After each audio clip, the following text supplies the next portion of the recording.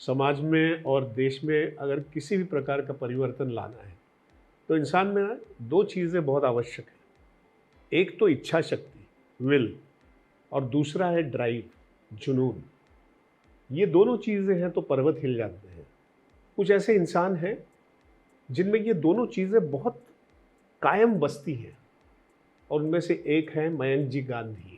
जो भी आपका काम है इतने सालों का, इतने फेजेस का, ज़्यादातर काम ये रहा है कि या तो राज्य का विकास हो, लोगों का विकास हो, देश का विकास हो। मेरे को ना पहले से बड़े कैनवास पे ड्रॉ करने का शौक था। ओके। छोटी छोटी चीज करने में मुझे कोई इंटरेस्ट नहीं था। छोटे थे तब पढ़ते थे गांधी जी के बारे में, बाकी सब के बारे में, और ये लग रहा था कि किस तरह से इस देश को ठीक किया जाए।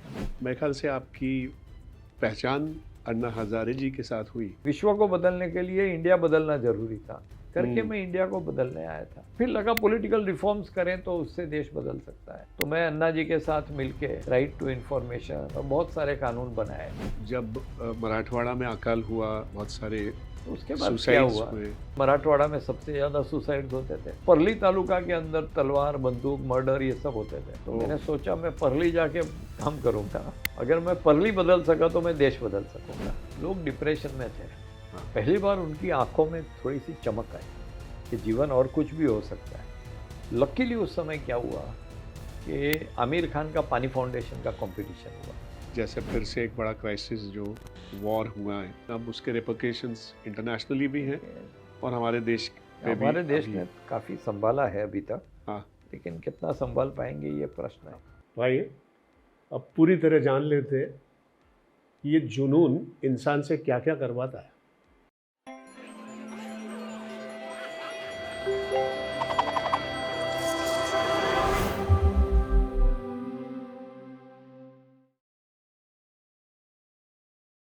नमस्कार मयंक जी। नमस्कार नमस्कार। ये बड़ा सौभाग्य है कि आप हमारे बड़े आम पे आए। Thank you so much for inviting. No seriously, क्योंकि आप बहुत ही एक इंस्पायरिंग पर्सनालिटी है। बहुत सारा सोशल वर्क का काम किया है। इंडिया अगेंस्ट करप्शन के कोर में आप रहे हैं। बहुत सारे क्या कहते हैं अर्बन एक्टिविटीज़, अर्बन पॉलिसीज़ में भी आप रहे हैं।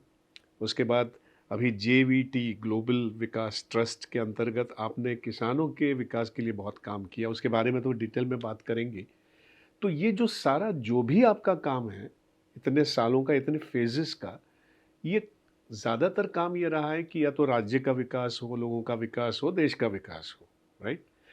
तो ये जो इंटेंशन है, ये जो भावना है, ये बहुत पहले से थी जब आप बहुत ही क्या कहते हैं टीनेजर थे, या तब से है कि कुछ एक ऐसा मोड़ आया लाइफ में जिसकी वजह से आपका ये? मेरे को ना पहले से बड़े कैनवास पे ड्रॉ करने का शौक था। ओके। छोटी छोटी चीज़ करने में मुझे कोई इंटरेस्ट नहीं था। और मैं छोटे थे तब पढ़ते थे गांधी जी के बारे में, बाकी सब के बारे में, और ये लग रहा था कि किस तरह से इस देश को ठीक किया जाए। मुझे बहुत ज़्यादा प्यार था देश के साथ, और फिर जब और ये ज़रूरत बहुत पड़ी, पहले से है? बहुत पहले से, एकदम बट ये बचपन से था। भावना कहाँ से आई? क्योंकि किसी ने तो आपको इन्फ्लुएंस किया होगा कुछ नहीं, कुछ चीज़। मैं पढ़ता था उस प्रकार की पुस्तक, मैं जाके किसी की स्पीच सुनता था। मैं इस तरह से पता नहीं कहीं ना कहीं ये देश के बारे में एक प्रेम, फैमिली में तो किसी को ऐसा कोई हाँ, इंटरेस्ट नहीं था, पर बचपन से था। और फिर वहाँ पे 75 में इमरजेंसी डिक्लेयर हुई, हाँ। और फिर मैं स्ट्रीट प्लेस करने लगा। मेरे ऊपर वारंट था, मैं अंडरग्राउंड चले गया था। ओह! उसके बाद पढ़ाई को भी साइड कर दिया मैंने, और कैंपेन करते थे जनता पार्टी के लिए इमरजेंसी के विरुद्ध। तब से ये थोड़ा था खुजली के देश को कैसे बदला तो जाए। आप जॉर्ज फर्नांडिस से मिले कभी? नहीं, पर्सनली नहीं मिला, हाँ। लेकिन obviously was part of the group जो लड़ रहे थे जनता पार्टी के बारे क्योंकि ये फेज़ के बारे में बात हुई, मैंने अभी एक वेब सीरीज़ में जॉर्ज में। फर्नांडिस जी, का वो आपने किया है, तो मुझे वो सारा, इसलिए मैं बहुत क्यूरियस। एनीवे, नहीं, यस। तो उस समय से थोड़ा सा एक्टिवेट हो गया था। हाँ। फिर उसके बाद 77 फिर जनता पार्टी की सरकार बनी, फिर वो लोग लड़ने लगे। तो कहीं ना कहीं अंदर से बिट्रेयल फील हुआ कि ये देश के साथ ये लोग ने गलत किया है। हम सब ने पूरा सब कुछ छोड़ के, मैंने तो अपना एजुकेशन भी एकदम साइडलाइन कर दिया था। एक ब्रिलियंट स्टूडेंट था उसमें से, I could not go into IIT। तो ये बहुत कुछ मैंने सोचा कि देश ज़्यादा इम्पोर्टेंट है मेरे खुद से। लेकिन बाद में जब ये सारा चीज़ हुआ, सब बिट्रेयल हुआ, तो एक दुख सा हुआ अंदर से, और फिर मैंने सब छोड़ दिया पब्लिक लाइफ। बिट्रेल किसने? जनता पार्टी अंदर अंदर लड़के, उसने जो पब्लिक का मैंडेट था, उस मैंडेट को मुझे लगता है फिर वापस इंदिरा जी आ गई, तो वो जो कहीं ना कहीं ये लगा कि ये अपनी पर्सनल गेंस के लिए कंट्री को लेट डाउन कर रहे हैं, कंट्री को बिट्रे कर रहे हैं, और वो फीलिंग मेरे पास थी। फिर मुझे लगा कि ये सब, और फिर एक बार चरण सिंह और वाजपेयी जी ने कोई एग्रीमेंट साइन किया, बहुत ही मुझे ठीक नहीं लगा था। फिर मुझे लगा कि it is better to leave public life और फैमिली के अंदर चले जाएं। फिर शादी की, बिजनेस किया, पैसे कमाए, पर वो अंदर से वो आग तो थी। और कहीं ना कहीं ये भी था कि मैं अंदर से फ्रैक्चर्ड था। मैं सोचता कुछ था, मैं महसूस कुछ करता था, बोलता कुछ था और करता कुछ था। तो मैं टुकड़े में जी रहा था। फिर एक समय जीवन का ऐसा आया, मैंने बोला ऐसे टुकड़े में नहीं जीऊँगा, मैं हील हो जाता हूँ, मैं एक हो जाता हूँ। जो सोचूंगा, जो महसूस करूँगा, जो बोलूँगा और जो करूँगा, वो एक अलाइनमेंट में होना चाहिए। और फिर अंदर से मैं काफ़ी हील हो गया उसके चलते। सो आपने वैसे शायद बिजनेस के तौर पे आपने कुछ 23 देशों में इंटरसिटी स्पेस डेवलपमेंट, इवेंचुअली एक इंटरनेशनल अर्बन प्लानर हो गया। हाँ, और 23 देशों में कंसल्टेशन करता था। तो मेरी स्पेशलिटी थी कि इनर सिटीज़ जो होते हैं, शहर जो होते हैं, तो शहर अच्छा डेवलप होते हैं, लेकिन अंदर के जो पुराने शहर होते हैं वो एकदम डिक्रेपिट हो चुके होते हैं, वो ठीक से, तो उसको कैसे रीडेवलप करें, ये मेरी एक स्पेशलिटी थी। और बहुत सारे देशों में मैं अपनी बात को रखता था, कंसल्टेशन। तो वैसे ही मुंबई पे भी आपने काम किया था। मुंबई में एक हमने रीमेकिंग ऑफ मुंबई फेडरेशन बनाया था। ओके। कि जो कालबा देवी और उस एरिया के अंदर जो करीब 16,000 पुराने बिल्डिंग थे, 100 साल पुराने, हाँ। और हर साल उसमें 2-4 गिरते थे और लोग मरते थे उस कोलैप्स में। और कहीं मैं सोचने लगा कि मंत्रालय से 5 किलोमीटर के अंदर इतनी मौत हो रही है जो कारगिल में भी नहीं हुई, लेकिन किसी को फिक्र नहीं है, तो मुझे कुछ करना चाहिए। उस सोच लेके फिर मैंने एक ऐसा मॉडल बनाया, फिर सरकार के साथ थोड़ा बहुत काम करना शुरू किया, पब्लिक को एक्टिवेट किया, तो कहीं ना कहीं वो मेरा एक्टिविज़म का सोच वहाँ पे मैं यूटिलाइज कर पाया।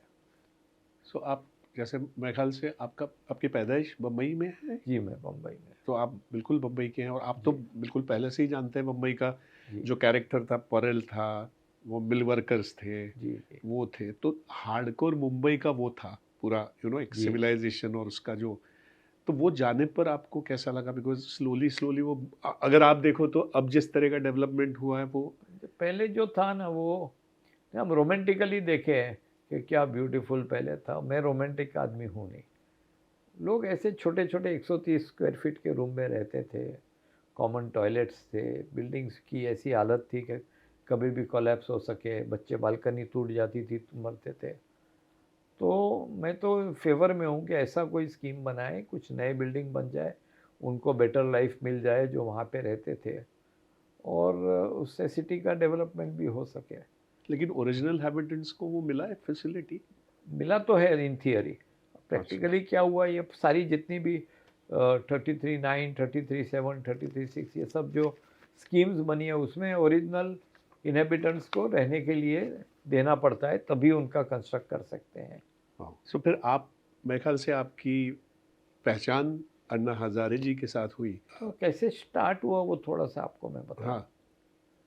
मैं विश्व के अलग अलग शहरों को, संस्कृतियों को, रिलीजन को, ये सब देखते रहता था, ऑब्जर्वर था।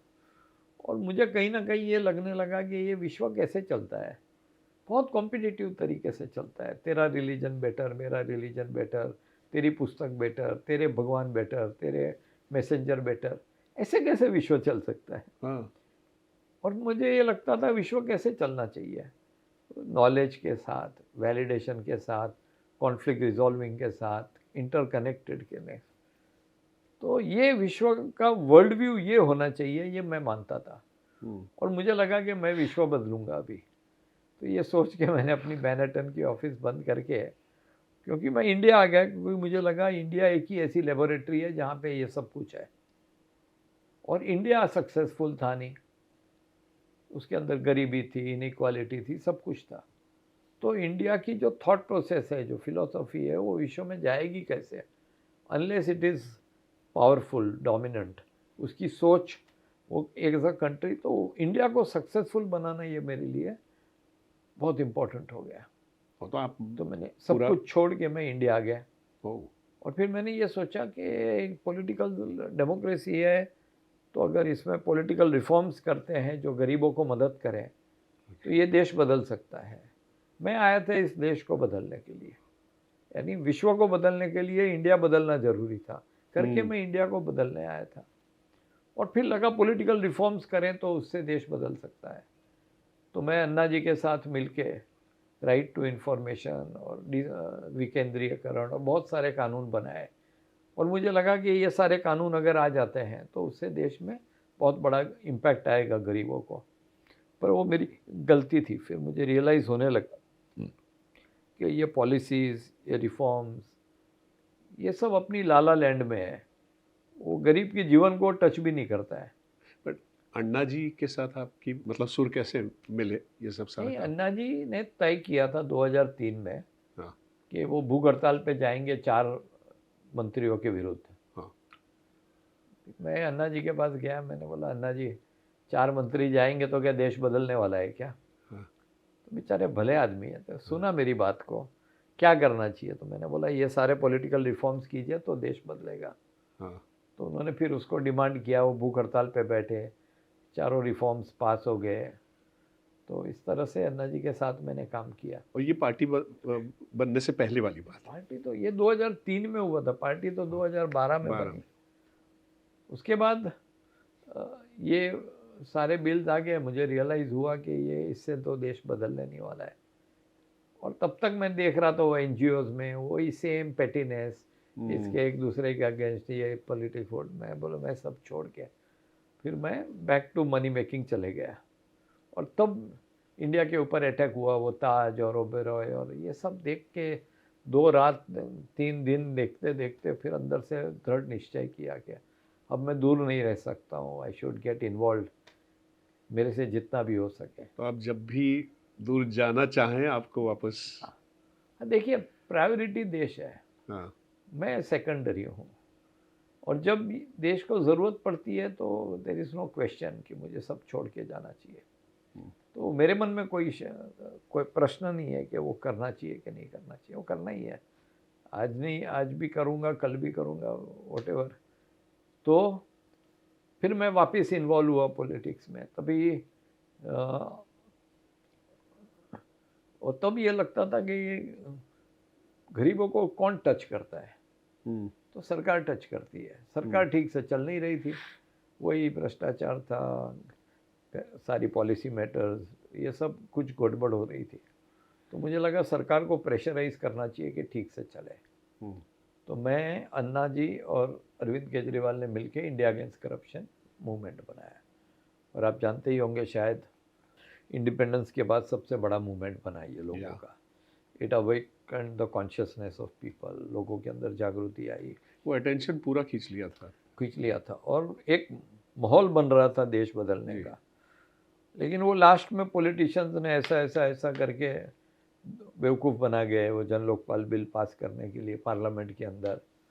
तो कहीं ना कहीं ये लगने लगा कि ये देश सिर्फ उनका थोड़ी है, पॉलिटिशियंस का, देश तो हमारा भी है ना। अगर वो सिस्टम में रह के देश नहीं बदलना चाहते तो हम सिस्टम में जाते हैं। तो फिर मेरी सिग्नेचर से हमने आम आदमी पार्टी बनाई। सिर्फ मैं नहीं था, सब लोग थे। तो आम आदमी पार्टी बनी। और फिर आपको याद है 2014 में मोदी जी नेशनल इलेक्शन जीते, उसके बाद राज्य जीत रहे हैं। तो फिर मैंने प्रेस कॉन्फ्रेंस लेके मोदी जी को चैलेंज किया कि आपका अश्वमेध का जो घोड़ा है ना, ये मैं दिल्ली में रोकूंगा। तो फिर 2015 में आप जानते हो बहुत बड़ा मूवमेंट हुआ, बहुत कैंपेनिंग हुआ, 16,000 कार्यकर्ता पूरे इंडिया से लेके मैं पहुंच गया दिल्ली, और कैंपेन करके 70 में से 67 सीट जीते। और ऐसा लगने लगा कि देश अब बदल जाएगा। लेकिन अनफॉर्चुनेटली केजरीवाल ने ऐसा चूज़ किया, उसने पावर चूज़ किया, प्रिंसिपल्स किया। अगेंस्ट, उसने सत्ता चूज़ की सिद्धांत के अगेंस्ट, और ये सोचा कि मैं और एक पॉलिटिकल पार्टी बन जाऊं, मैं पावर के पीछे दौड़ूं। तो ये सोच हमारी थी नहीं, हमारी सोच लेकिन थी आप देश तो बदलने की। पार्टी के मतलब इंडियन एग्जीक्यूटिव थे पूरा, हाँ, तो नेशनल एग्जीक्यूटिव का नेशनल मेंबर था एग्जीक्यूटिव मैं। थे, तो आप मतलब वो बदल नहीं पाए, चेंज नहीं कर पाए? नेशनल एग्जीक्यूटिव में हम लोग 21 लोग थे, हाँ सब लोग अपनी बात को रखते थे। हाँ। फिर वोटिंग हुई, वोटिंग में हम हार गए, केजरीवाल ने जो सोचा था वो हुआ। अन्ना जी भी होंगे ना आपके नहीं, साथ? अन्ना जी तो थे नहीं इंडिया अगेंस्ट कर, अरे वो अच्छा, आम आदमी पार्टी में नहीं थे, वो तो इंडिया अगेंस्ट करप्शन बंद करप्शन, होने से वो भी चले गए थे। ओके। तो बहुत लोग थे, हमारे सबके अपने अपने विचार थे। फिर डेमोक्रेसी होता है वैसे वोटिंग हुआ, हम लोग को कम सपोर्ट मिला, उनको ज़्यादा मिला। फिर उन्होंने योगेंद्र यादव, प्रशांत भूषण को निकाल दिया। फिर मैं भी पार्टी में था तब तक भी, लेकिन मुझे लगा कि ये अब we are losing the core core. Principles. हाँ। हम लोग उस समय कहते थे transparency, accountability, participation, integrity, decentralization, पर वो सब कुछ ख़त्म होने लगा। तो ये पूरी बात को मैंने पब्लिक के सामने रखा कि यहाँ पे इस तरह के मीटिंग में गलत हो रहा है। फिर मुझे जाना पड़ा पार्टी से, मैं ही चले गया। उसने, अरविंद ने तो बहुत कोशिश की, क्योंकि वो मुझे एक्सेप्टेबल नहीं था। I could have been in the party and enjoyed the perks of power, but फिर मैं अपनी ज़मीर के साथ जी नहीं सकता। मेरे कॉन्शियसनेस रोज़ सुबह उठ के आईने के सामने देख नहीं सकता कि कैसे जो पूरे प्रिंसिपल से लोगों से इतना सपोर्ट लिया और फिर सारे प्रिंसिपल्स अबंडन कर दिए पावर के लिए, वो एक्सेप्टेबल नहीं था मुझे। सर लेकिन जब भी मतलब आप कुछ करना चाहें, मतलब ये, और इसका सिलसिला काफ़ी रहा है, तो ये होने के बावजूद आपका वो पॉजिटिविटी और आपका वो हमेशा बना रहा, ये कैसे होता है? क्योंकि हर ये क्योंकि इसका वहम है आपको कि मैं कुछ कर रहा हूँ, मैं कुछ भी नहीं कर रहा हूँ। नहीं, लेकिन समबडी अप जैसे देयर इज डूइंग इट। तो उनकी इच्छा थी, मैं अपना फ्लो में चलते जा रहा था। ये सारा, मैं तो आध्यात्मिक आदमी हूँ, मेरा खुद कुछ कर रहा हूँ ये गलत फहमी मैंने कभी पाली नहीं है। तो नहीं, लेकिन जहाँ पे टाइम ऑन एनर्जी, जैसे आप कहते हैं ना कि आप, वो सब भी उनका है, मेरा कुछ नहीं है। तो मैं तो पूरा सरेंडर्ड आदमी हूँ। तो मुझे ये बात कि मैं कुछ कर रहा हूँ, ये गलत फहमी मेरे को कभी भी नहीं रही है। जहाँ पे वो मुझे ले गए मैं गया हूँ। तो ये जो कॉन्सेप्ट था कि आप सिस्टम में आएंगे तो चीज़ें बदलेंगी, जी। तो फिर सिस्टम में फिर आने की मतलब कोशिश, या सिस्टम को अपनाने की कभी कोशिश नहीं की? नहीं, मैंने ना फिर पॉलिटिक्स जब छोड़ दिया, तो तब छोड़ा जब मैं ये अपने आप को समझने लगा। मुझे ये समझ में आ गया कि राजकारण के अंदर रहने के लायक मैं नहीं हूँ। क्योंकि पॉलिटिक्स के अंदर रहने के लिए कुछ कैरेक्टरिस्टिक्स होते हैं, बिहेवियरल पैटर्न्स होती है, लड़ने की शक्ति होनी चाहिए, इसको झूठ बोलना, इसको ये करना, इसको एक्यूज़ करना, इस पे एलिगेशन डालना, ये सारी चीज़ मेरे अंदर थी नहीं। मैं थोड़ा शांत प्रकृति का आदमी हूँ, मैं आध्यात्मिक आदमी हूँ, मुझे ये सब पसंद नहीं था। तो करने वाले करते हैं, उसमें कोई गलत सही नहीं है, पर मैं उसके लायक नहीं था। और जब प्रिंसिपल देश को पे ज़रूरत थी, और प्रिंसिपल्स के विरुद्ध जाके कॉम्प्रोमाइज़ फोकस्ड। करना, ये सब मेरे को कंफर्टेबल नहीं था मैं उस पर। और ओशो कहते थे लाइफ के अंदर गरीबी भी है और प्रॉस्पेरिटी भी है, तुम्हें चूज़ करना है। और मुझे ये लगता था कि पॉलिटिक्स एक्सट्रीम पॉवर्टी है in terms of quality of life, पैसे की बात नहीं कर रहा हूँ। तो ओशो भी आपके लाइफ के हिस्से रहे? मैं सबको पढ़ता हूँ, सबको समझता हूँ, सबको देखता ओके। हूँ।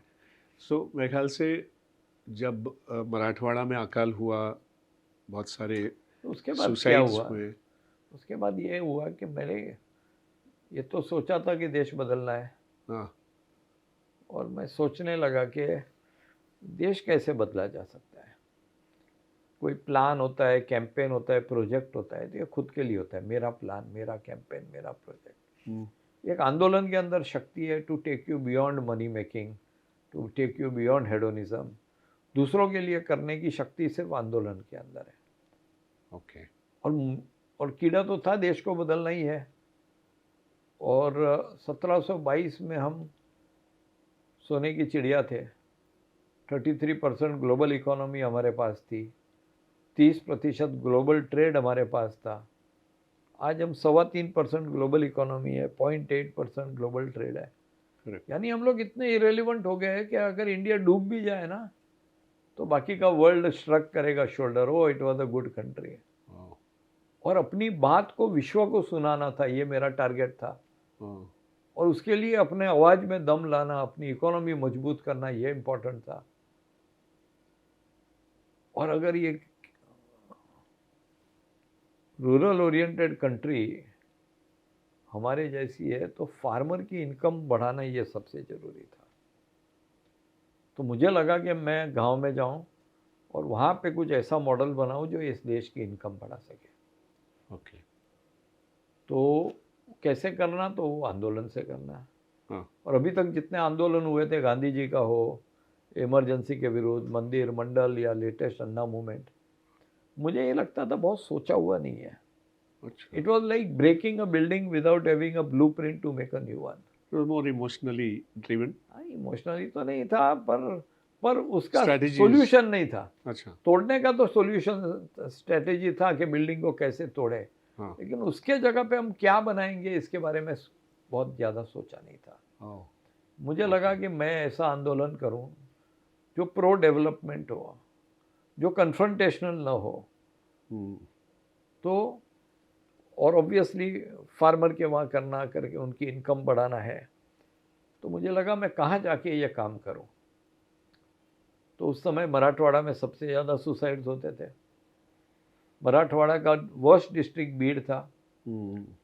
और बीड के अंदर बहुत सारे तालुका थे जिसकी हालत ख़राब थी, लेकिन परली तालुका के अंदर तलवार, बंदूक, मर्डर ये सब होते थे। तो मैंने सोचा मैं परली जाके काम करूँगा। अगर मैं परली बदल सका तो मैं देश बदल सकूँगा। तो कभी गांव नहीं देखा था लगान पिक्चर छोड़ के। मराठी नहीं आती थी और मैं परली चले गया बदलने के लिए। पहली बार ऐसे देखने गए थे? पहली बार मैंने गांव ही नहीं देखा था कभी, और वहाँ की गरीबी देखी, वहाँ के पेन देखे, और बहुत कुछ पढ़ के गया था कि सुसाइड इस कारण होते हैं, उस कारण होते हैं। पर वहाँ जाके मैंने देखा वो पूरी अलग बात थी, रियलिटी अलग थी। फिर किसके घर में सुसाइड होता था तो उसके घर में जाता था। उस समय तो बात करने के पक्ष में नहीं होते थे, तो अंधेरे में कोने में बैठ के 3 घंटा, 4 घंटा, 5 घंटा बैठता था। मैं समझता था कि रियल गरीबी क्या है, रियल पेन क्या है, रियल प्रॉब्लम क्या है। पहली बार मैं समझने लगा कि भारत क्या है। और मैं था अंग्रेज, और मुझे लगा कि मैं वहाँ जाऊँगा और ऐसा ऐसा फाइन ट्यून करूँगा और सब बदल जाएगा। तो मुझे समझ में आया कि मुझे पहले वो चाय का कप खाली करना पड़ेगा, तब उसके अंदर नई चाय आएगी। I need to unlearn before I start learning. तो मुझे So this is what Gokhale जी ने गांधी जी को बताया था। अच्छा। जब वो यहाँ आए थे इंडिया में, वो 3 साल वो घूमने गए थे। Understand the country and feel the country first. तो फिर वहाँ गया, मैंने वो गरीबी देखी, वो तकलीफ देखी। फिर मुझे लगा कि 84 लाख योनि के बाद मुझे इस मनुष्य शरीर मिला है, तो I can not waste even a moment. तो मैंने अपना मुंबई का घर बेच दिया। कहाँ रहते थे? मैं रहता था विलेपार्ले में, नानावटी हॉस्पिटल के पीछे। लेकिन मेरा घर मैंने लिया था थाने में सेटल होने को, फिर वो बेच दिया। और मैं और मेरी वाइफ चले गए परली में रुकने के लिए। कभी गांव में रुकते थे, वहाँ कोई फ्रेंड्स हो गए थे, उनके घर पे रुकते थे, और यहाँ पे आके बेटे के साथ रुकते थे। तो एक तरीके के पूरे लाइफ को पैटर्न चेंज हो गया। जो 5 स्टार 7 स्टार में रहता था, बिजनेस क्लास फ्लाई करता था, अब गांव में रहने लगा। Not that it made any difference, वहाँ भी मैं स्थित प्रज्ञ था, यहाँ भी स्थित प्रज्ञ था। लेकिन मेरी दिक्कत ये थी कि मैं भारत को समझता नहीं था। तो मैंने 15 गांव चूज़ किए और वहाँ पे सब काम करने लगा। Health care, education, capacity building. और वो जगह कैसी थी, 3-3.5 हज़ार रुपया मंथली इनकम थी किसानों की। कोई युवाओं ने दूध नहीं चखा था। 8 साल में 6 साल सूखा पड़ा था, और लोग डिप्रेशन में थे। जी इसलिए रहे थे क्योंकि मरे नहीं थे। तो मैंने तो ये सब देखा नहीं था। तो वहाँ पे मैं ये काम करने लगा, और धीरे धीरे धीरे थोड़ा सा समझ में आ रहा है। लेकिन फिर भी 15 गांव पकड़े थे जो उसको हम मदद करते थे, education, health care, capacity building, earning, water, ये सब कुछ करते थे। लेकिन वो ऐसी ग्रिप नहीं आती थी। वो फार्मर भी अपनी हेल्प लेते थे, मुंडी हिलाते थे, लेकिन वो मूवमेंट ऐसे नहीं हो सकती है। क्योंकि मूवमेंट कब होती है, जब वुमन होते हैं और म्यूजिक होती है, हम्म, और वो पेट्रियार्कल सोसाइटी था, कोई वुमन बाहर नहीं आती थी। हम्म, तो 1.5 पौने 2 साल हो गए और मैं बोला मूवमेंट नहीं हो रही, हम लोग काम कर रहे हैं, 50-100 किसान आते हैं, सबको मदद करते हैं, तो लेकिन वो कनेक्शन जुड़ने में काफी समय हाँ, चला तो गया। वो दिल बहलाने के लिए ठीक था कि चलो मैं कुछ कर रहा हूँ, हाँ, लेकिन वो रियल ग्रास रूट का कनेक्ट भी नहीं आ रहा था, अंडरस्टैंडिंग आने लगी थी, लेकिन वो हो नहीं रहा था सामने की तरफ से। तो उस समय ना रोज़ मैं टेलीविज़न के ऊपर आता था, वो डिबेट शोज़ के अंदर, वहाँ के लोग जानते थे तो थोड़ा बहुत क्रेडिबिलिटी थी। पर वो क्या है, अब मेरे जैसे 1000 लोग आके बेवकूफ़ बना गए हैं किसानों को, तो उनकी मुंडी तो हिलती थी, लेकिन वो पूरी तरह कन्विंस नहीं थे। फिर ऐसे करते करते मुझे मराठी भी नहीं आता, थोड़ा थोड़ा टूटा फूटा मराठी बोलने लगा था। तो एक दिन 2017 के एंडिंग के आसपास, नवंबर दिसंबर में, वहाँ एक छोटा सा गांव था रेवड़ी करके। हाँ, तो रेवड़ी में मैं, वहाँ टिपिकल मीटिंग वो मंदिर के परिसर में होती है। तो करेक्ट। तो मैं कुछ बोल रहा था टूटा फूटा मराठी में, और मेरे ऊपर कोई जोर से बोलने लगा। तो मैं इरिटेट हो गया और मैंने कहा कि एटलीस्ट दारू पी के मंदिर में तो मत आया करो। तो मीटिंग के बाद लगा ये बोलने की ज़रूरत नहीं थी, वो किसका भाई होगा, किसका चाचा होगा। हाँ, लेकिन वो सरपंच ने बहुत सीरियसली लिया। हाँ, वो सरपंच और 2-3 जन शाम को दारू की दुकान वाले के पास गए। वहाँ पे वो ज़मीन में हूच बनाते हैं, हाँ, देसी फर्मेंटेशन दारू, करके, हाँ, देसी दारू। और बोले मयंक भाई इतने दूर से आए हैं, 7 लड़के सिरोसिस ऑफ लीवर से मर गए हैं दारू पी के। शाम को दारू पी के लोग रोड पे सोते हैं, लेडीज़ ने पीना शुरू किया, 10 साल के बच्चे पी रहे हैं, तुम बंद क्यों नहीं करते दारू बेचना? अब पता नहीं क्या हुआ उसको, संध्या काल का समय था। उसने कहा मेरे पास 7 दिन का स्टॉक है, मैं इसको बंद करता हूँ दारू बेचना। सरपंच का मुझे फ़ोन आया, तो दूसरे दिन आके मैंने वो दारू वाले का पैर पकड़ लिया। तुमच्यामध्ये देव आलेले आहे, भगवान आ गए तुम्हारे अंदर, अब कैसे घर चलाओगे? हाँ, तो मैं तुमको 3 प्रेग्नेंट शेड़ी बकरी देता हूँ, अब गोट रियरिंग का बिजनेस शुरू कीजिए। 7 दिन के बाद उसने दारू बेचना बंद ये किया। आपने कहा उनको? हाँ, हाँ, 7 दिन के बाद उसने बंद किया और मैंने उसको 3 प्रेग्नेंट बकरी दी। हाँ, और फिर ये मॉडल मुझे जम गया। हाँ, तो फिर गांव टू गांव पुलिस को लेके रेड मारते थे। हाँ, वो आदमी जो होता था भाग जाते थे, और उनकी वाइफ का पैर पकड़ के मैं बोलता, माता जी मी येतेपर्यंत हे रेड थांबणार नाही, किती दिवस असं जगणार, आप बंद कीजिए दारू बेचना, मैं आपको 3 बकरी देता हूँ। और शाम को मशाल लेके सारे लेडीज़ बच्चे हम लोग निकलते थे, दारू बंदी झालीच पाहिजे, दारू बंदी। और सब लेडीज़ ने दारू दुकान के बाहर वो रामधुन करना शुरू कर दिया था। ऐसे करते करते 15 दिन में दारू का वो बिकना बंद हो गया। जिसको पीना था वो तो दूर जाके पहले पीता था। सबसे स्त्री शक्ति आपके साथ रही। हाँ, वो सारा। और जो उसको पीना था वो दूर जाके पीता। लेकिन इसका ये हुआ कि लेडीज सब बोलने लगी आमचा भाऊ मुंबईने आलेला है, अरे वाह! हमारा भाई मुंबई से आया हमको बचाने। और अभी आप हमारी मीटिंग में आओगे, अभी एक मीटिंग हुई थी, उसमें 55,000 लोग आए थे, उसमें 30,000 लेडीज़ थी, और हमको मन की शक्ति देना, ये सब गाने वाने। तो एक मूवमेंट जो मैं चाहता था वो मूवमेंट शुरू हो गई। वाह! तो स्त्री शक्ति गाँव की तो आपके साथ होली, लेकिन जो विश्वास पैदा हुआ गाँव में या लोगों में, तो उस विश्वास का आपने आगे चल के कैसा उसका वो किया, एनकैश किया उसका? एक्चुअली क्या हुआ कि लोग डिप्रेशन में थे। हाँ, पहली बार उनकी आंखों में थोड़ी सी चमक आई कि जीवन और कुछ भी हो सकता है। लकीली उस समय क्या हुआ कि आमिर खान का पानी फाउंडेशन का कंपटीशन हुआ। हाँ, उसको वाटर कप कंपटीशन बोलते हैं, कि जो गांव सबसे ज़्यादा करेक्ट, पानी स्टोरेज करेगा स्टोरेज उसको 1 करोड़ 75 लाख 50 लाख ऐसे इनाम दिए जाएंगे। तो हम लोग ने भी जंप मार दिया उस कंपटीशन में।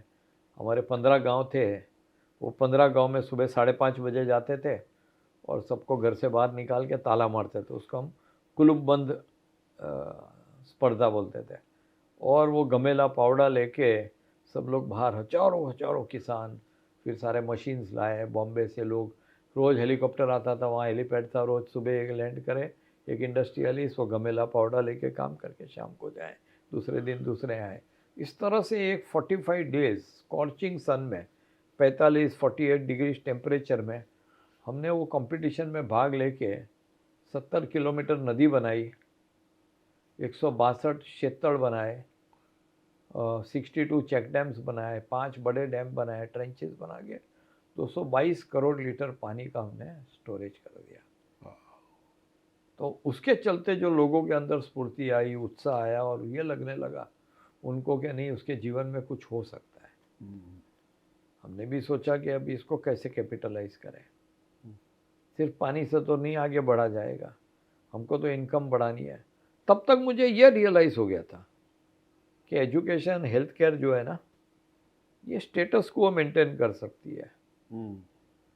दुर्योधन और भीम ना गदा से लड़ रहे थे 15 दिन, वो शायद आज तक लड़ते होते हैं, लेकिन कृष्ण भगवान ने वो स्पॉट दिखाया कि ये स्पॉट पे मारोगे ना तो आप जीत जाओगे।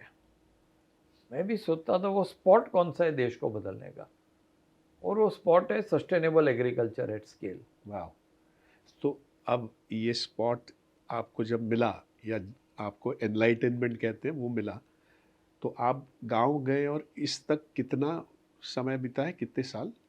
नहीं, ये सब कुछ फ्यू मंथ्स में ही फ्यू हुआ। मंथ्स में हो हाँ, गया? few अच्छा। months में। ओ। और फिर मैंने जाके उनको ये कहा कि आप देखो, और तब तक मैं स्टडी कर चुका था कि चाइना हो, कि ब्राज़ील हो, इंडोनेशिया हो, ये सब कंट्रीज़ ने क्या किया था कि लो वैल्यू क्रॉप्स जो थे ना, उसको हाई वैल्यू क्रॉप से रिप्लेस किया।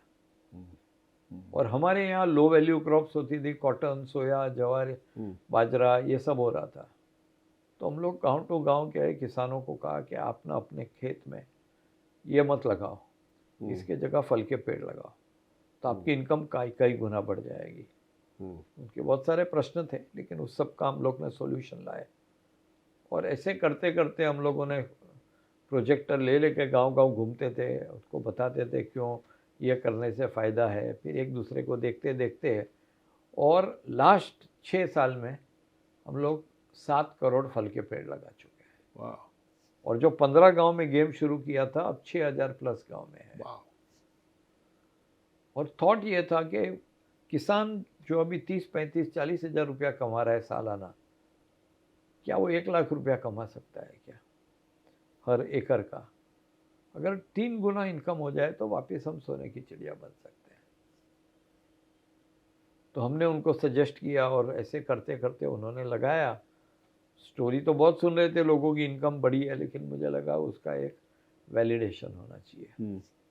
तो हमने Tata institute of social science को मैंडेट किया कि आप जाइए, हर किसान को मिलिए, उनसे पहले क्या इनकम थी, अभी क्या इनकम, उसका पूरा सर्वे कीजिए।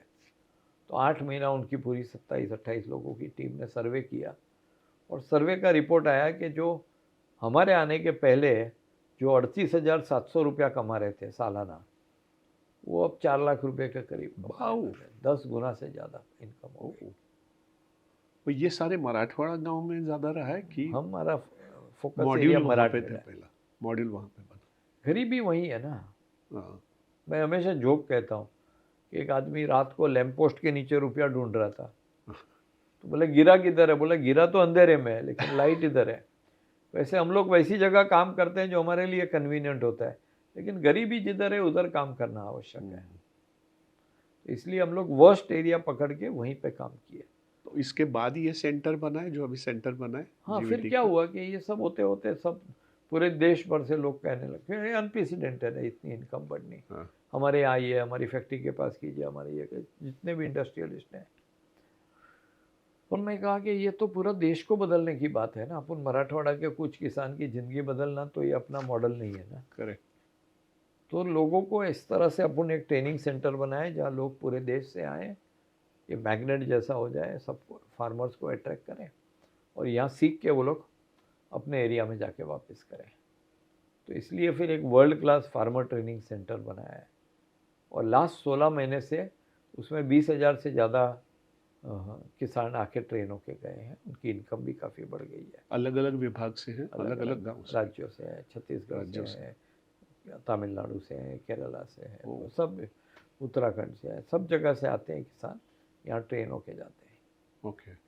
तो ये जो अलग विभाग से आते हैं, तो वहाँ का सॉइल, वहाँ की मिट्टी, वहाँ का वो अलग होता है। हाँ, तो So हमें how do अंदाज they है, get- हमें अंदाज है कहाँ पे क्या होता है। अच्छा, हम इसका उसको पूरा एक एक जनरल रिसर्च। प्रिंसिपल्स बताते हैं, फिर हाँ। वो वहाँ के केवीके के साथ काम करके वहाँ कौन से पेड़ होंगे, उसको कैसे ट्रीट करना, मार्केट कैसे करना, ये सब वो किसान है यार, किसान को सब पता है। या। उसको माइनर कुछ चेंजेस सिखाने की ज़रूरत है।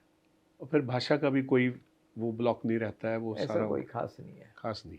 उनके साथ भी एक दो आते हैं ट्रांसलेशन करने वाले, तो हो जाता है वो। जैसे अब मेरे ख्याल से 25 एकड़ में आपका सेंटर फैला हुआ है, 22 एकड़ में अलग अलग प्लॉट्स में वो खेत लगाए हुए हैं। उन पे उनके एक क्यूआर कोड है जहाँ पे वो सारा इन्फॉर्मेशन उनको शायद मिल जाता है मिल कि जाता है। मतलब सिर्फ वो खेती और उसका नहीं, बल्कि आप उसको मार्केट में ले जाएं तो इसकी प्राइस क्या होगी, वैल्यू क्या होगी, वो हाँ, सारा। उसका टोटल कैपिटल कॉस्ट क्या होगा, ऑपरेटिंग कॉस्ट क्या होगा, रेवेन्यू क्या होगा, कौन से डिजीज़ होते हैं, कौन से बैक्टीरिया होते हैं, कौन से वायरस होते हैं, क्या क्या प्रॉब्लम्स आ सकते हैं। इस तरह से हम बहुत तरीके से सिखाने की कोशिश करते हैं। तो ऐसा कुछ रिसर्च में आया कि पूरे देश में, जैसे आप कहते हैं कि देश का भला हो, देश वो हो, फाइनेंशियली फ्री हो, जो भी हो, तो ये जो सारे क्रॉप्स हैं 22 एकड़ में जो लगे हों, क्या ये सारे देश को कवर करते हैं?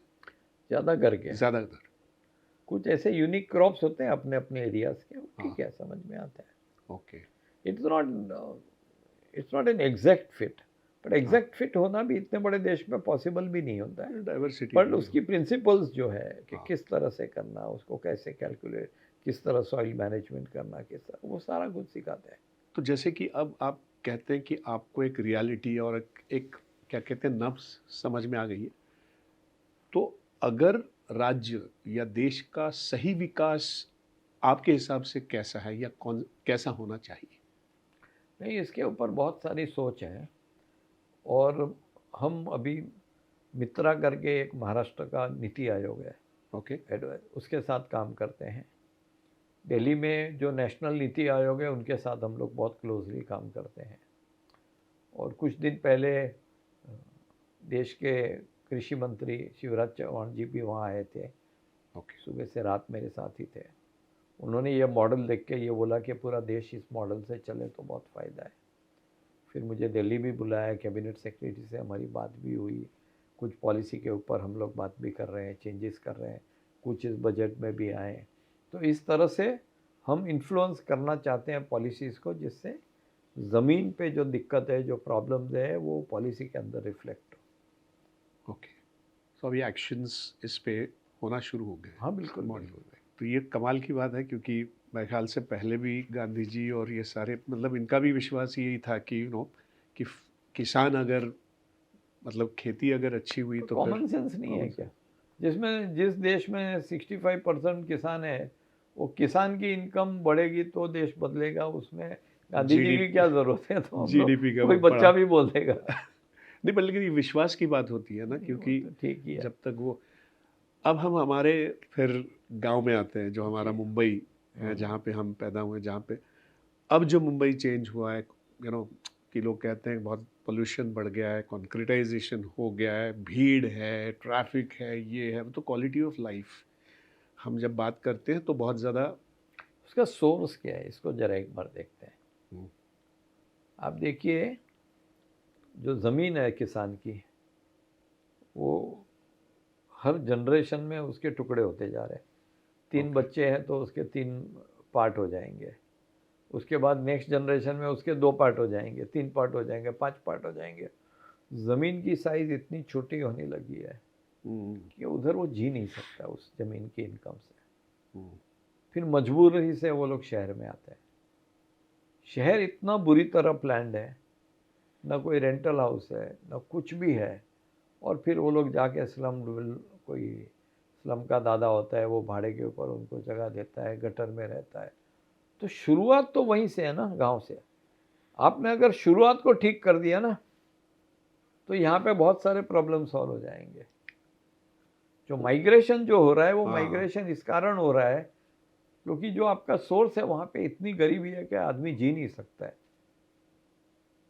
फिर सिटीज़ को प्लान नहीं है, कोई थिंकिंग नहीं है, और यहाँ आके कैसे जीते हैं? सिर्फ गटर के अंदर जीते हैं, ये समझ लो।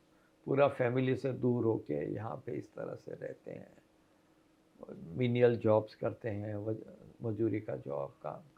तो जब तक आप सोर्स को ठीक नहीं करोगे तो ये तो बैंडेड जैसा हो गया ना, आपने बैंडेड लगा दिया, बड़ी बीमारी शरीर में कैंसर है तो इसको देखना बहुत ज़रूरी है। तो क्या यही एक वजह है या और कोई? बहुत सारी वजह है, मैं तो एक प्राइमरी वजह बोल रहा हूँ, हाँ। वजह की कोई कमी नहीं है। तो फिर सिटी को अच्छे से प्लान नहीं किया, उसकी पॉपुलेशन इतनी बढ़ गई छोटे से एरिया में, पर किलोमीटर डेंसिटी इतनी ज़्यादा है कि कैसे आप मलाड जाइए, मलाड ईस्ट कुराड विलेज में, और वहाँ पे चलने की जगह नहीं है, कैसे उसको मैनेज होगा। अब मुंबई की बात करें, मैं आपको मुंबई की ऐसी ऐसी बातें कह सकता हूँ कि आप सरप्राइज हो जाओगे, शॉक हो जाओगे।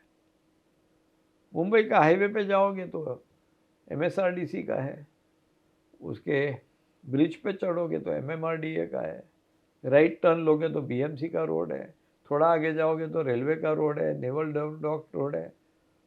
यानी इतनी मल्टीप्लिसिटी है कि कैसे काम होगा। कोई 3 साल का बच्चा भी बोलेगा कि ये ऐसे हो नहीं सकता है। आप एक काम कीजिए, मुंबई का मैप लीजिए हाँ। और कलर्ड पेंसिल लीजिए, हाँ। और लोकसभा सीट्स है उसको मार्क कीजिए, हाँ। उसके बाद असेंबली सीट्स को मार्क कीजिए, हाँ। उसके बाद कॉर्पोरेटर की सीट्स को मार्क कीजिए, उसके बाद पोस्ट ऑफिस का बाउंड्री मार्क कीजिए, उसके बाद पुलिस स्टेशन का बाउंड्री मार्क कीजिए। आपको कोई बाउंड्री मैचिंग नहीं मिलेगी। किस तरह से ये सिटी प्लान हुआ है, ये ऊपर वाला मालिक है। ऐसे होता है, ऐसा स्ट्रक्चर बनेगा, कैसे सिटी रन करोगे। लेकिन इसको कुछ तो 1.6 करोड़ लोग हैं, उसको 24 कॉरपोरेशन वार्ड है, एक एक में तो 5-5, 7-7 लाख लोगों की पॉपुलेशन है। इसका अमेंडमेंट कई तो तरीके एक से छोटा सा ऑफिस में ये तो कितना करप्शन है, उसको छोड़ देते हैं। रियल में कोई अच्छे लोग, अच्छी सिस्टम भी हो ना, वो भी रन नहीं कर सकता है। तो आपने सिस्टम ही इतना अनमैनेजेबल कर दिया है। और वो पॉलिटिकल आदमी कौन है? वो कॉरपोरेटर है। कॉरपोरेटर को 70,000 लोगों का वोट लेना है, तो सबका तो काम कर नहीं सकता है। तो जहाँ पे स्लम है, बड़ा वोट उसको पंच मिल सकता है, उसका काम करेगा।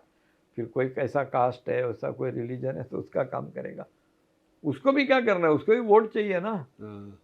तो मिडिल क्लास वोट नहीं करने जाती, तो उसको मिडिल क्लास के साथ कोई लेना देना नहीं है। तो ये पूरा सिस्टम ही इतना बुरी तरह डिज़ाइंड है, उसको जब तक आप ठीक नहीं करोगे। आप BMC में, आप कॉरपोरेशन चुनाव में वोट करते हो कॉरपोरेटर को कि मेरा सिटी रन करो। सिटी कौन रन करता है? Municipal commissioner. म्यूनसिपल कमिश्नर किसको रिपोर्ट करता है? चीफ मिनिस्टर को। तो आप जिसको वोट करते हो सिटी रन करने को, उसको कोई लेना देना नहीं सिटी से। आप जिसको वोट करते हो स्टेट रन करने का, वो चीफ मिनिस्टर सिटी चला रहा है। अरे आपको मैं ऐसी 1000 बात बोलूँगा कि आप चौंक जाओगे कि ये कैसे चलता है। भगवान के ऊपर विश्वास आ जाएगा कि भगवान नहीं होता तो ये चलता भी सब भगवान भरोसे चल रहा है। खैर, हम बस विश्वास ही करेंगे, अब होप करेंगे कि कुछ तो हो और इस पे वो बहुत इसके अंदर बहुत कुछ करने जैसा है। लेकिन क्या है, ये फर्स्ट वर्ल्ड के प्रॉब्लम है। हाँ। जहाँ मैं काम करता हूँ वो थर्ड वर्ल्ड के प्रॉब्लम है। अगर मेरे पास 24 घंटा है तो मैं सोचूं 24 घंटा मैं उनको दूं या इसको दूं।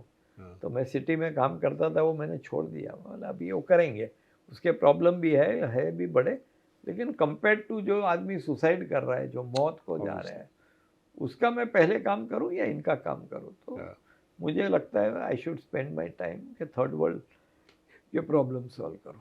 और अब जैसे फिर से एक बड़ा क्राइसिस जो वॉर हुआ है, खैर उसके डिटेल में नहीं जाते क्योंकि वो तो सबको मालूम है, लेकिन अब उसके रिपरकेशंस इंटरनेशनली भी हैं और हमारे देश पे भी। हमारे देश ने काफ़ी संभाला है अभी तक। हाँ, लेकिन कितना संभाल पाएंगे ये प्रश्न है। अब तो वो सरफेस हो रहे हैं, सरफेस हो रहा है और it is going to get worse. और कोई भी प्रॉब्लम होता है ना, जो last mile in the line होता है ना, गरीब से गरीब होता है ना, हाँ, वो सबसे ज़्यादा सफ़र करेगा। तो that's what I am coming to that कि उसको कैसे आम आदमी जो है या जो गरीब आदमी है, वो उसकी लाइफ थोड़ी सी ईज आउट, या कैसे वो उसको सस्टेन करे, वो क्या क्या कोविड जैसा हो जा रहा है कि सब ईच टू इज ओन हो गए हैं। सरकार थोड़ा बहुत कर सकते हैं, लेकिन वो भी किस एक लेवल तक कर सकती है। सामाजिक संस्था थोड़ा बहुत कर सकते हैं, बट ये सफरिंग होने वाला है, ये मुझे सामने दिख रहा है। लेट अस होप कम से कम हो जाए, वॉर जल्दी ख़त्म हो जाए, स्ट्रेट ऑफ हॉर्मस खुल जाए, ऑयल आने लगे। फिर भी काफ़ी नुकसान हुआ है, लेकिन over a period of time उस नुकसान को वापस न्यूट्रलाइज हो सकता है। लेकिन अगर ये नहीं हुआ तो बहुत दिक्कत होने वाली है। जो कोर प्रॉब्लम्स पे हमारी बात हुई है, आपने जो भी क्या कहते हैं हमको भी एनलाइटन किया ये सारे कोर प्रॉब्लम से। बिकॉज कई बार वही होता है कि रूट में हम या जाने का मौका नहीं मिलता, जाते नहीं है और इच्छा भी नहीं होती है, और आप लाइफ टाइम में यही करते आए हैं। आपने वो रूट्स को ढूंढा है और रूट से उसको कैसे ठीक किया जा सके, ये आपका मिशन है। ये लोग शायद ना गांव से शहर, शहर से इंटरनेशनल जाते हैं, मेरी रिवर्स जर्नी है। लेकिन गांव में आने के बाद मुझे लगता है यही रियल देश है, यही रियल लोग हैं। हम लोग सब शहर के तो आर्टिफिशियल सुपरफिशियल लोग हैं। ट्रू। और इनको अगर नहीं मदद की है तो फिर क्या किया जिंदगी में। सो आपने जो अनुभव या जो भी विजडम कमाया है, मेरे ख्याल से इतना वैल्यूएबल है। जो भी पॉडकास्ट सुन रहा है, जो भी अथॉरिटीज़ इसको सुन रहा है, इसको कुछ तो लेके आपके विजडम का, आपके अनुभव का कुछ इसको मॉड्यूल में लाएं और फिर साथ में कुछ देश बदलने की या कुछ ठीक करने की कोशिश करें। हम इसको होप करते हैं। सो आप और कुछ कहना चाहते हैं जो आपका क्या कहते हैं अंदर से है, जो देश को? मेरी यूथ के ऊपर बहुत आस्था है। ओके। मैं ये सोचता हूँ कि आज का जो यूथ है बहुत कैपेबल है, बहुत सिंसियर भी है, बहुत ऑनेस्ट भी है। हमारी जनरेशन जैसा नहीं है, it's a much better generation. पर उनको एक्सपोजर नहीं है। इस देश में रह के इस देश का एक्सपोजर होना बहुत ज़रूरी है। तो गांव में जाना, गांव में देखना, लोगों को समझना, ये बहुत क्रिशियल हो जाना चाहिए। ओके। और दूसरा ये मैं सोचता हूँ कि यूथ आके बोलता है मैं प्लास्टिक बचा रहा हूँ, मैं पानी का ये कर रहा हूँ, तो मैं यूथ को कहता हूँ ये सब क्या बोलते हैं, चिंदी प्रॉब्लम को मत सॉल्व करो। क्योंकि साइज ऑफ प्रॉब्लम इतना बड़ा है कि सॉल्यूशन भी उससे बड़ा होना चाहिए। ओके। तो जो करो तो अपने 50,000 लाख 2 लाख लोग होंगे इस देश में जो दूसरों के लिए कुछ करना चाहते हैं। अगर वही चिंदी काम में अटक जाए ना तो बड़ा काम कौन करेगा। तो जो भी करो विजनरी करो, बड़ा करो, अपने लिए मत करो, पर्पस के लिए काम करो। ओके। एक होता है कि अपने को अच्छा फील करने के लिए होता है ना, वो आप करते हो कि आप अच्छा कर रहे हो, लेकिन होता है सही में आप किसी तो विजन मुझे से लोग काम कर रहे पूछते हैं कि आपको कितना अच्छा लगता होगा जब आप करते हो। तो बोला जिस दिन मुझे अच्छा लगने लगा उस दिन मैं फेल हो गया। मैं इसलिए नहीं कर रहा हूँ कि मुझे अच्छा लगे, तो बहुत सेल्फिश हो गया कि मैं उसकी सेवा इसलिए कर रहा हूँ जिससे मैं हैप्पी रहूँ। तो इससे ज़्यादा सेल्फिश क्या काम हो सकता है। तो काम इसलिए करना चाहिए क्योंकि वो करने की आवश्यकता है, not to make one self happy, that is very selfish. वाह, this is a very big insight. क्योंकि इसी से कई बार हट जाते हैं हम लोग। हम जो भी आप जो कह रहे हैं कि जो छोटा छोटा काम होता है वो अपने अच्छा है कि हमको लगता है कि अरे कुछ किया है, लेकिन सही में कोर में काम। वो हम अपने आप को बेवकूफ़ बना रहे हैं, वो रियल प्रॉब्लम सॉल्व ही नहीं कर रहे हैं, हम तो अपने लिए करते हैं। वाह, थैंक यू सर। ये मेरे ख्याल से इतनी बड़ी इंसाइट के बाद और क्या आगे बात कर सकते। कहने के लिए तो बहुत बातें हैं आपकी, मतलब एक पॉडकास्ट में तो ये होगा नहीं, शायद हम और एक करेंगे आपके साथ जब भी। बट आपका वक्त और आपके अनुभव शेयर करने के लिए हम बहुत ही शुक्रगुजार हैं आपके। Thank you so much. Thank you so much sir. Thank you. Thank you. अगर इस जुनून ने आपको भी इंस्पायर किया हो तो आप कमेंट में लिखिए, और हम मयंक जी को फिर बुलाएंगे, क्योंकि इतना काम है, इतनी बड़ी सोच है, इतने पर्सपेक्टिव्स हैं उनके पास कि मेरे ख्याल से इसका जो रिचनेस है ना, ये कमाल का है। तो हम चाहें तो और एपिसोड्स इनके साथ करेंगे, इनके साथ पॉडकास्ट करेंगे, बस आपकी चाह हो तो वैसे ये हमारी इंटरेस्टिंग बातें आप स्पॉटिफाई पे भी सुन सकते हैं। हमारा बड़े आम स्पॉटिफाई में भी है, आप ज़रूर सुनिएगा।